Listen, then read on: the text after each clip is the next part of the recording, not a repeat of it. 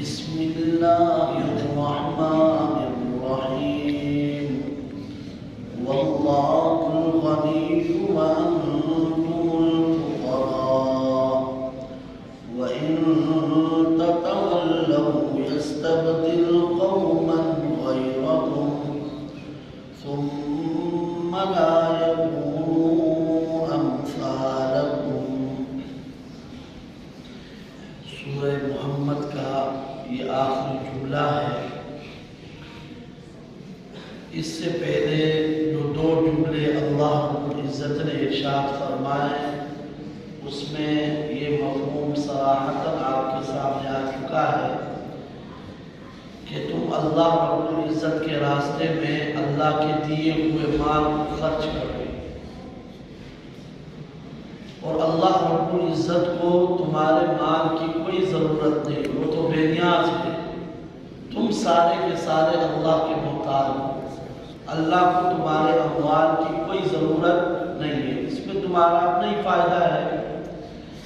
اب آخری جملے میں اللہ نے اس سے بڑھ کر بات کر دی، فرمایا وَإِن تَتَوَلَّوْا يَسْتَبْدِلْ قَوْمًا غَيْرَكُمْ۔ تمہارا مال تو کیا ہے؟ اللہ کو تو تمہارے وجود کی بھی کوئی ضرورت نہیں ہے۔ اگر تم اللہ رب العزت کے حکموں کو نہ مانو گے، اللہ کی اطاعت نہیں کرو گے، تو اللہ رب العزت تمہاری جگہ کسی اور قوم کو لے کر آئے گا جو اللہ کی فرما برداری کرے گی۔ اگر ہم اللہ کی اطاعت بھی کرتے ہیں، اللہ کی فرما برداری بھی کرتے ہیں، اس میں بھی ہمارا اپنا فائدہ ہے۔ اللہ تبارک و تعالیٰ کو اس کی بھی کوئی ضرورت نہیں ہے، تو ہمارا ہی فائدہ ہے۔ صحابہ اکرام رضوان اللہ تعالی علیہم اجمعین نے کس طرح اللہ رب العزت کی اطاعت کی، کس طرح اللہ کے دین کو اپنایا۔ آج اگر ہم اللہ کے دین کو اپنا رہے ہیں یا اللہ کے دین پر عمل کرتے ہیں، اس میں ہمارا اپنا فائدہ ہے۔ صحابہ اکرام نے اسی حقیقت کو سمجھ لیا تھا کہ دین پر چلنے میں ہی کامیابی ہے۔ ایک صحابی ہے، اس کا نام ہے عبداللہ ابن حذافہ رضی اللہ تعالی عنہ۔ قیصر روم کے افواج نے جب ان کو گرفتار کیا اور بادشاہ کے سامنے ان کو پیش کیا، بادشاہ نے ان سے گفتگو کی تو یہ ان کو بڑے ذہین معلوم ہوئے۔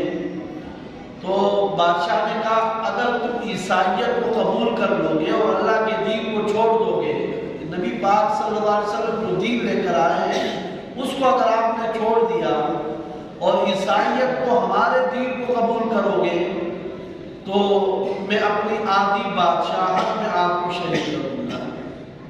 اس وقت یہ قیصر روم اس کی حیثیت ایک سپر پاور کی تھی۔ تو عبداللہ ابن حذافہ نے کہا نہیں، میں اللہ کے دین کو نہیں چھوڑ سکتا، اس لیے کہ ان کے دل و دماغ میں یہ بات بیٹھ گئی تھی کہ کامیابی ہی اللہ کے دین میں ہے۔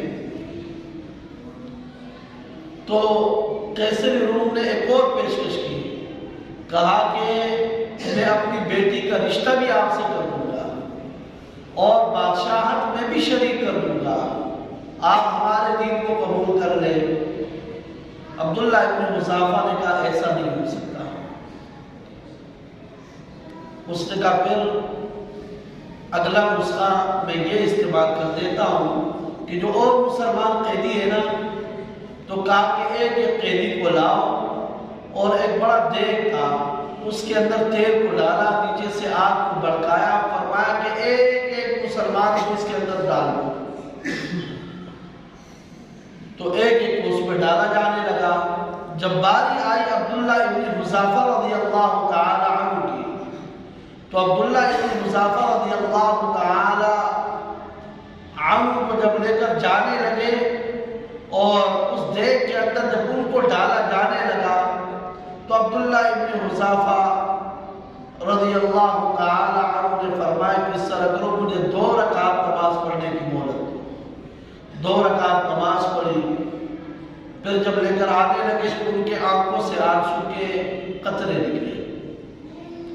تو قاسم چلا گیا بادشاہ کے پاس بھاگتا ہوا، کہا رو رہا ہے، ممکن ہے کہ اب آپ کی پیشکش کو قبول کر لے گا۔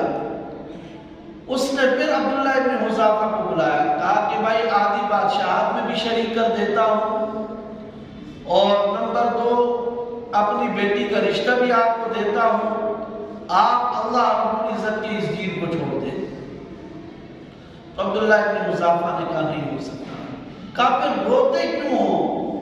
کہا اس لیے رو رہا ہوں، بڑا ایک عجیب جملہ کہا عبداللہ ابن حذافہ نے، کہا میں اس لیے رو رہا ہوں کہ آج اللہ تبارک و تعالیٰ کے دین کو اس جان کی ضرورت ہے، اور افسوس یہ کہ میرے بدن میں ایک جان ہے۔ ہائے کاش کہ آج میرے بدن میں ہزاروں جانیں ہوتی اور میں ایک ایک جان کو اللہ کے اس دین پر قربان کر دیتا۔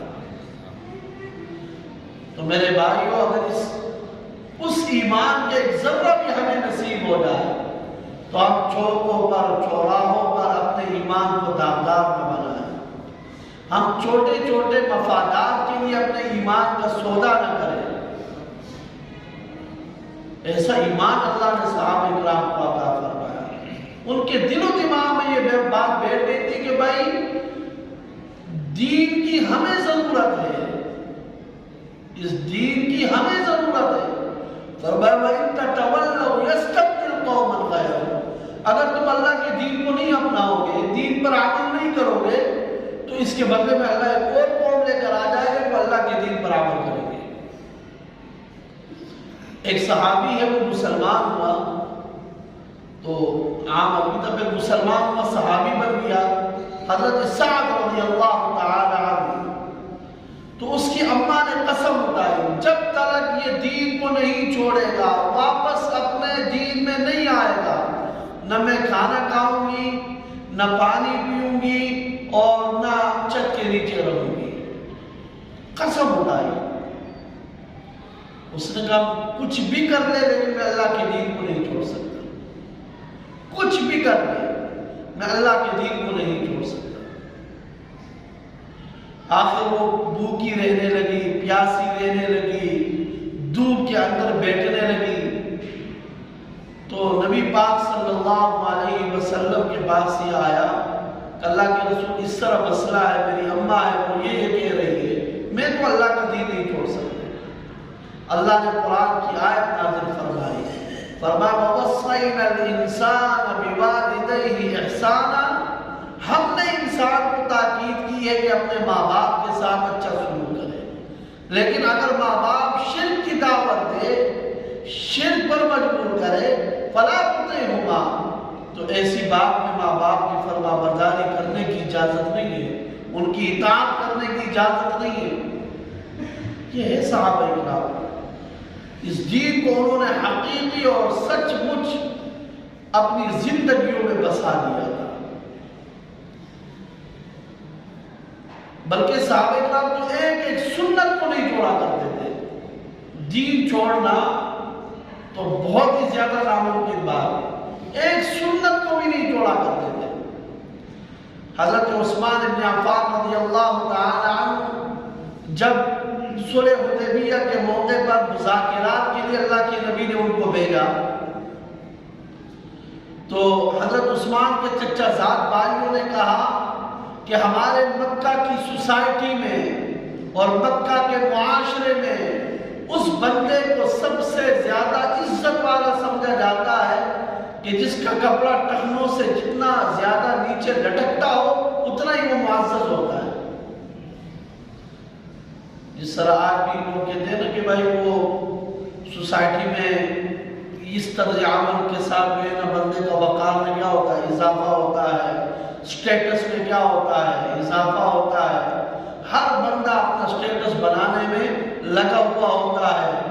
کن لوگوں کے ہاں ہم اپنا سٹیٹس بنا رہے ہیں؟